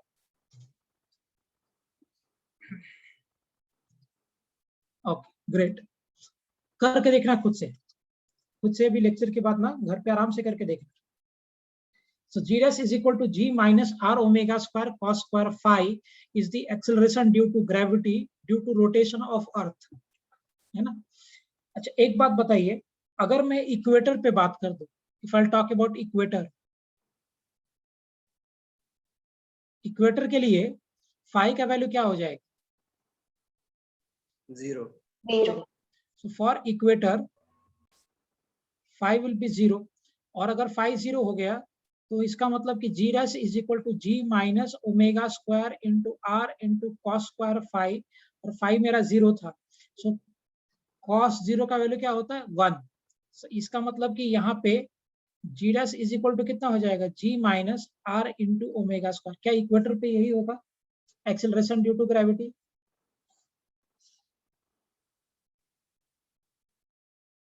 यही होगा एक्सेलरेशन ड्यू टू ग्रेविटी। और अगर आप पोल्स पे बात करते हो तो पोल्स के लिए फाई का वैल्यू कितना हो जाएगा? 90 डिग्री. 90 डिग्री। हाँ, so अगर मैं यहाँ पे देखूं तो g is equal to G minus R omega square cos square 90 degree.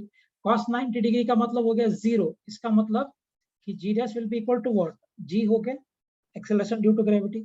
अब मुझे बताइए कहाँ पे एक्सेलरेशन ड्यू टू ग्रेविटी ज्यादा है, पोल्स पे कि इक्वेटर पे? Pole.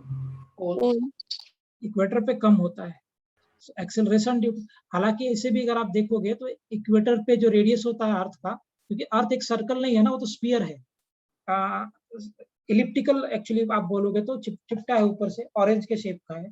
तो अर्थ का जो रेडियस होता है ना इक्वेटर पे, वो पोल के रेडियस से अप्रोक्सीमेटली 21 किलोमीटर ज्यादा है। अर्थ का रेडियस इक्वेटर पे पोल के रिस्पेक्ट में 21 किलोमीटर ज्यादा है, तो आर ज्यादा होने की वजह से वहां पे जी कम जाता है, वैसे भी एक्सप्लेन कर सकते हैं हम लोग। So acceleration due to gravity at poles is greater than acceleration due to gravity at equator.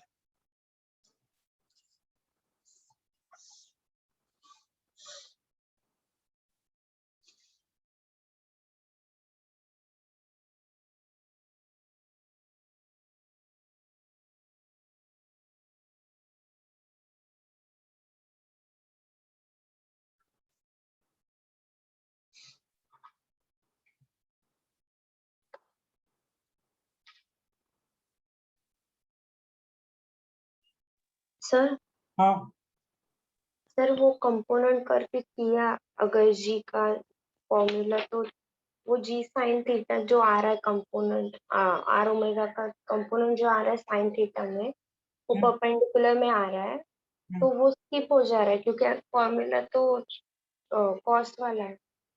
नहीं होगा। वो साइन स्क्वायर में आएगा। साइन स्क्वायर को हम लिख सकते हैं ना 1 माइनस कॉस स्क्वायर। देखो मैं बता देता हूँ। साइन स्क्वायर थीटा, मुझे समझ में आ गया तुम्हारा बात, plus cos square theta is equal to 1 होता है क्या? वहां पे डैम श्योर है कि साइन स्क्वायर में एक कंपोनेंट आएगा। तो क्या मैं यहाँ से साइन स्क्वायर थीटा को 1 माइनस कॉस स्क्वायर थीटा लिख के कैलकुलेट कर सकता हूँ उसमें अंदर? यस आ जाएगा कॉस में। करके देखना, ट्राई करना, नहीं तो फिर मैं कर दूंगा।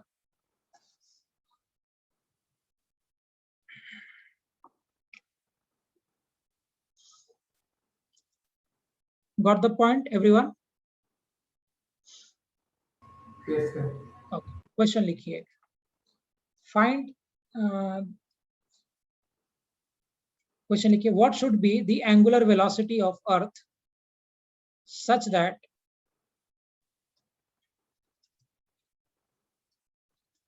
what should be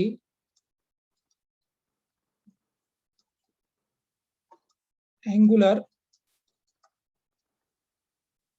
velocity of earth such that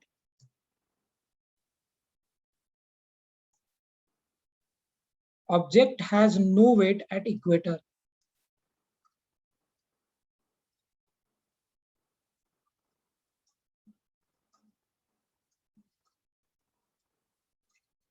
अर्थ का एंगुलर वेलोसिटी क्या होना चाहिए सच दैट कि ऑब्जेक्ट का वेट इक्वेटर पे कुछ भी ना हो?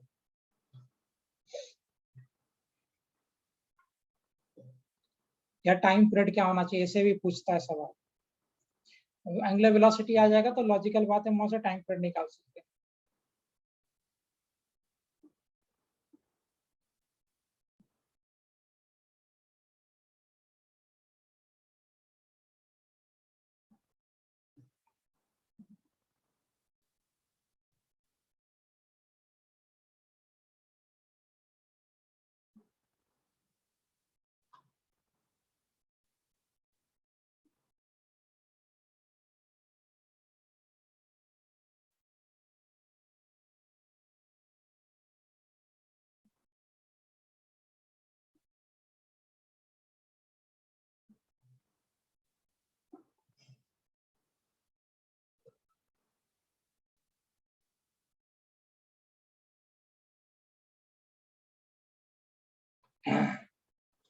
चलो देख करते हैं। हाँ रूट जी यार बराबर, अच्छे से घर पे कैलकुलेशन कर लेना अभी तो, ठीक है। G dash is equal to G minus R omega square, ये होता है ना फॉर्मूला इक्वेटर पे। अगर आप बात करोगे तो इक्वेटर पे एक्सेलरेशन ड्यू टू ग्रेविटी का फॉर्मूला होता है G dash is equal to G minus R omega square, और वेट होता है एम इंटू जी डैश। तो एम को तो जीरो हम कर नहीं सकते, वो मास कांस्टेंट होता है, तो जी डैश जीरो करना पड़ेगा आपको। so, अगर आप इसमें जी डैश को जीरो कर दोगे, implies कि g minus r omega square is equal to 0. So r omega square will be equal to g. हाँ correct. So omega square g by r, omega हो जाएगा under root of g by r. So अगर आप इसको देखोगे, omega हो गया under root g का, मान लो वैल्यू मैं 10 ले लेता हूँ, हालांकि 9.8 भी लोगे तो चलेगा, but I take 10 by r हो गया 6400 kilometre. 6400 into 10 raise to power 3, ये कैंसिल हो जाएगा। सो ओमेगा कितना हो जाएगा 1/8 इंटू 10 रेज़ टू पावर 2 होगा 1/8 into 10 raise to power 2। So this is the answer radian per second में। लेकिन मान लो अगर आपको टाइम पीरियड निकालना रहे, सो ओमेगा को हम क्या लिख सकते हैं 2 pi by T. So 1/8 into 10 raise to power 2। So T कितना हो जाएगा, अगर आप कैलकुलेशन करोगे तो what will be T here 8 into 10 raise to power 2 into 2 pi seconds में। तो अगर मुझे इसको आवर में कन्वर्ट करना है, ये सेकेंड्स में हो जाएगा, आवर में कन्वर्ट करना तो क्या करोगे आप, 3600 से डिवाइड कर दो, तो कितना आ जाएगा देखिए, कितना आवर हो गया। अगर आप नहीं करते तो सेकेंड्स में रहता। सो 8 into 2 into पाई, सो कैलकुलेट करेंगे तो देखो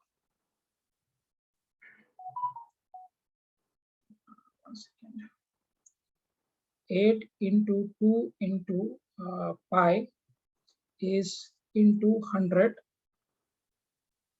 So this becomes this much divided by 3600. So 1.39 मतलब 1.4 hour approximately. So time will be equal to 1.4 hour. अब सोचो अगर अर्थ अपने एक्सिस पे 1.4 आवर में मतलब ऑलमोस्ट 1.5 घंटे में अगर घूम जाए तो इक्वेटर पे आपको वेट फील नहीं होगा, है ना।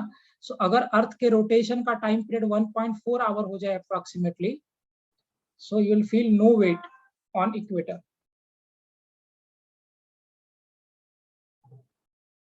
Is it clear everyone?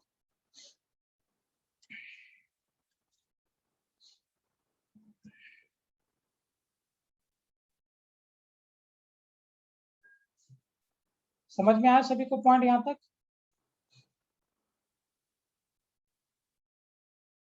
Yes, sir. ठीक, आज का लेक्चर क्लियर है सभी को? Is it clear to everyone? Sir DPP के डाउट है वो असाइनमेंट के। मुझे नेक्स्ट लेक्चर में रिमाइंड करा देना बेटा, will discuss the doubts of DPP. आप लोग सब लोग पहले सॉल्व कर लो, उसके बाद हम लोग डीपीपी के डाउट सारे डिस्कस कर लेंगे। Is it clear? ओके। हाँ, जेई वाला डाउट्स है डीपीपी का? यस। ओके, कंप्लीट कर लो और मुझे कल वो पहले डाउट्स ही क्लियर करेंगे, उसके बाद हम लोग आगे पढ़ेंगे। सब लोग पूछ लेना एक एक करके सारे doubts. Is it fine? Yes, sir. ठीक, will wind up for today.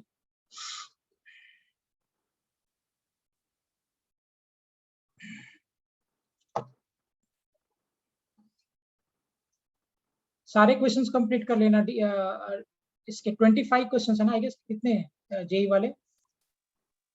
70 questions है सर टोटल। जितने मैक्सिमम हो सकते सॉल्व कर लो। पहले कल मुझे डाउट्स पूछ लेना, डाउट डिस्कस करने के बाद ही हम लोग आगे पढ़ेंगे। फाइन स्मृति? यस। ओके चलो, बाय बाय एवरीवन, बाय।